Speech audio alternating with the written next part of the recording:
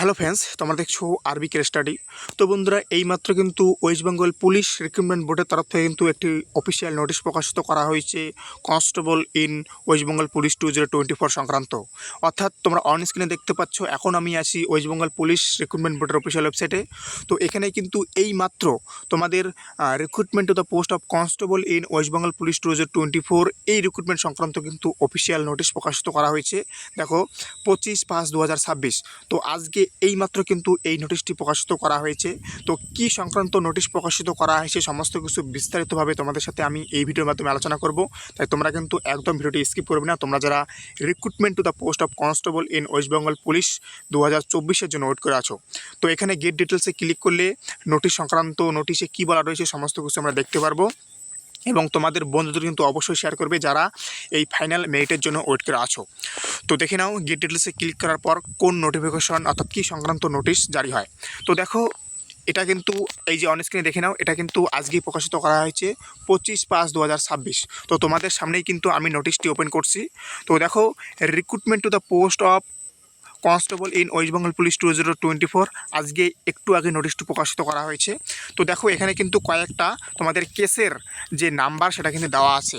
তো আজকে কিন্তু তোমাদের রেজাল্ট কেন আসছে না তার জন্য কিন্তু বলে দিল একদম পিআরবির তরফ থেকে। দেখো, এখানে কিন্তু বিচারাধীনে আছে বলেই কয়টা কেস, 1টা 2টা 3টা 4টা 5টা 6টা, তোমাদের টোটাল 6টা কেস। তোমাদের কিন্তু টোটাল 6টা কেস আছে। দেখো, এই যে দেখো, এই হচ্ছে 1টা, এই হচ্ছে 2টা, এই হচ্ছে 3টা, এই হচ্ছে 4টা, এই হচ্ছে 5টা, এই হচ্ছে 5টা, এই হচ্ছে 6টা। এই 6টা কেস তোমাদের, এই 6টা কেসের জন্যই কিন্তু তোমাদের যে রেজাল্টটা ফাইনাল রেজাল্ট সেটা কিন্তু আসছে না। দেখো, 20/5/2026, 20/5/2026 কিন্তু এই কেস যে ব্যাপারটা সেটা কিন্তু হয়েছিল। দেখো, the compliance with the direction passed by the honourable high court of Calcutta 20/5/2026, this is inform to that the case. Okay, দেখো এখানে ডব্লিউপিএ নাম্বারগুলো সমস্ত কিছু দেওয়া আছে। টোটাল 6টা কেস। এই 6টা কেসের জন্যই কিন্তু তোমাদের যে রেজাল্ট সেটা কিন্তু দিতে পারছি না পিআরবি, সেটা কিন্তু আজকে অফিসিয়াল নোটিশের মাধ্যমে তোমাদেরকে বলে দিল। তোমরা জানো বিভিন্ন জায়গায় কিন্তু ওটাকে কী বলা হয়, বিভিন্ন জায়গায় যে বিভিন্ন বিধানসভা কেন্দ্র সেখানে কিন্তু সবাই গিয়ে কিন্তু কমপ্লেন করা হয়েছিল, অর্থাৎ সবাই কিন্তু গিয়ে বলা হয়েছিল যে আমাদের যেন এই রিক্রুটমেন্টের যেন রেজাল্টটা দ্রুত বার করা হয়, কারণ আমাদের যেহেতু ইন্টারভিউ শেষ অর্থাৎ রিক্রুটমেন্ট প্রসেস কমপ্লিট, কিন্তু ফাইনাল মেরিট লিস্ট কিন্তু এখনও আসছে না।